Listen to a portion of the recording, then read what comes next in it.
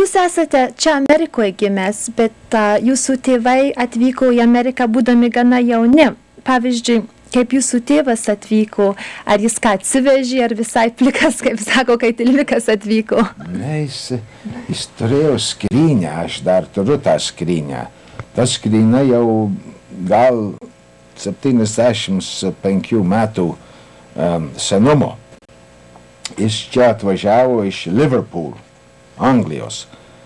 1901 metais. Jisai gimė 1885 metais, tai reiškia, jis čia atvyko, kai buvo 16 metų amžiaus. O kodėl jis tiesiog į Ameriką nevažiavo? Neturėjo pinigų, neturėjo skatikų, neturėjo rublių, nieko. Jis iš Lietuvos perėjo sieną ir atvyko į Vokietiją. Ir rodos iš Hamburgo atvyko į Škotiją. Ir ten buvo kasyklos, anglų kasyklos. Tai pirmą ten nusidirbo pinigus, paskui čia. O čia dirbo kaip kasyklose irgi? Taip, taip.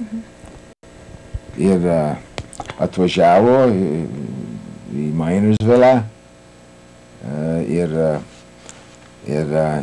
ten apsivedė Švento Pranciškaus parapijoje.